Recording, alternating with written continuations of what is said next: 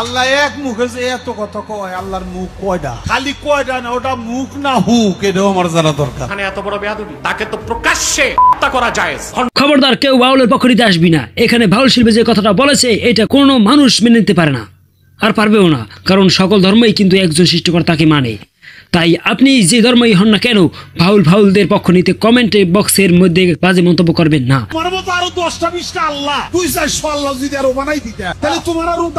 আরো 200-400 সৃষ্টিকর্তা বানিয়ে দিলে তারপর নাকি আল্লাহ তাআলার দাম আরো বেড়ে যেত। এই মূর্খের কথা শুনে অসংখ্য মানুষ আবার তাদেরকে টাকা পয়সা দিয়ে ভাড়া করে এনে তারপর এইভাবে এই ধর্মের অপপ্রচার করে যাচ্ছিল প্রতিনিয়ত, এবং তাদের বিরুদ্ধে কথা বলতে গেলে তারা আবার এসে বলে ইসরাইল হলো বান্দির ঘরের পোলাপা, এখান থেকে মুসলমান জাতির শুরু, মুসলমান হলো বান্দির ঘরের। ছোট একটি ঘটনাকে কেন্দ্র করে নাকি এখন সকল মানুষ বাউলদের বিরুদ্ধে গিয়ে দাঁড়াচ্ছে। তাদের কাছে এই বিষয়টা খুবই ক্ষুদ্র মনে হচ্ছে। কথাকে কেন্দ্র করে আজকে সারা দেশে বাউল সম্প্রদায় নিধন করার একটা মহান। তবে ইসলাম এই বিষয়ে নিয়ে কি বলে? আল্লাহর শানে এত বড় বেয়াদবি, তাকে তো প্রকাশ্যে হত্যা করা যায়। ভণ্ড বাউল আব্বাস হুজুর যেটা বলেছে সেটা যদি এই দেশের মানুষের মধ্যে ইসলামে শরিয়া শাসন থাকতো তাহলে অবশ্যই কায়েম করা হতো।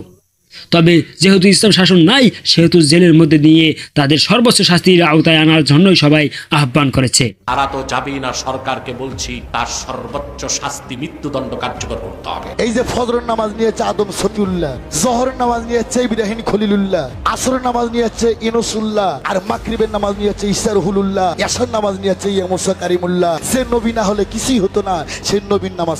দুঃখের বিষয় হচ্ছে এই কুলাঙ্গারও কিন্তু একটি মুসলিম ধর্মের জন্মগ্রহণ করেছে, তার মুখ থেকে আবার এই ধরনের কথাগুলো বলেছে শুধুমাত্র সমালোচনায় আসার জন্য, শুধুমাত্র ভাইরাল হওয়ার জন্য। আমাদের কিছু কিছু শিল্পী আছে এই বেয়াদবগুলি ভাইরাল হওয়ার জন্য, বাইরা বেশি বেশি পাওয়ার জন্য ওরা মিথ্যা কথা বলে মানুষের কিছু মানুষের মনোরঞ্জন করতে।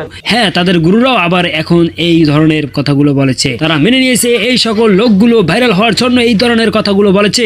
কথাই বলছে ওরা বান্দা না, আল্লাহর মুখ আমরা অবঞ্চিত ঘোষণা করলাম বাচ্চারা ওর সাথে কেউ গান গাইবে না, কারণ এই সালারে ধরলে এই সালারে পিটাইলে বাকি শিল্পীও তোর সেদিন আহত। ওরা নামাজ রোজার বিপক্ষে কথা বলে, আরে বাচ্চা তোর গালের মধ্যে বললে তোর লগে শিল্পীরা যাইবো কই? তোর জন্য তো আরেকজন শিল্পী সমাজের কলঙ্ক হইছে। কেউ যদি বলে তার বাবা একটাই, তাহলে সে কাফের, সে মুমিন না।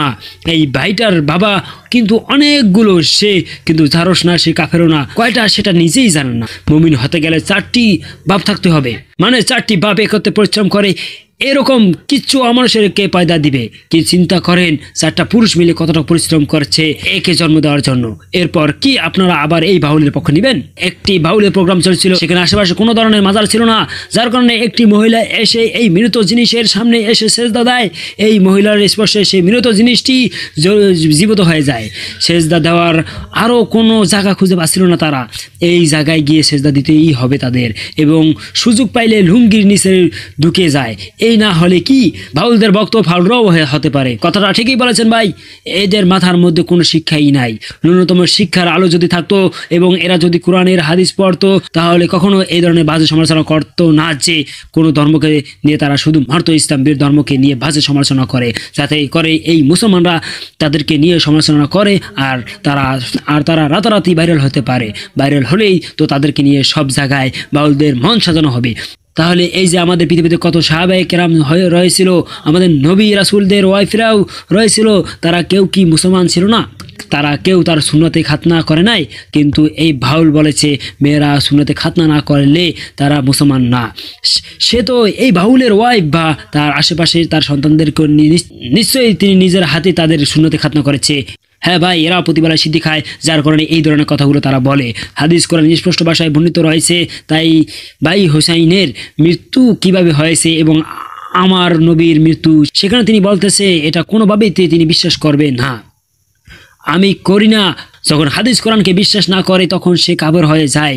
এই কাফেরদেরকে আবার টাকা পয়সা দিয়ে ভাড়া করে আনছেন এবং তাদের কথার সাথে আপনারা তাল মিলাচ্ছেন। মূর্খের বক্তব্য মূর্খই হয়, সেটা বাস্তব প্রমাণ এইগুলোতেই রয়। হ্যাঁ, এদের পরনে সবসময় নাপাক কাপড় থাকে, আর যারা এর চাইতে বড় আল্লাহর পর তারা এত কোনো কাপড়ই পরে না।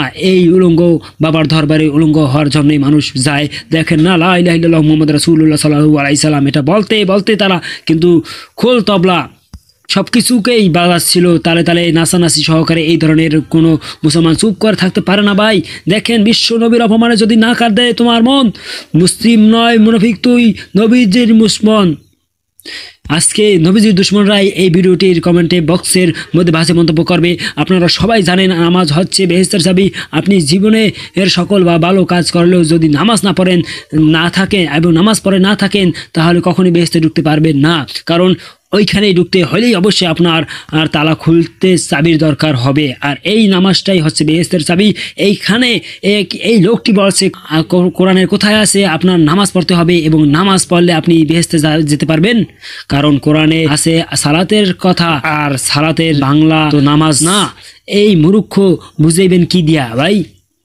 5 ওয়াক্ত নামাজ পড়ছে কি না সেটা সন্দেহ আছে।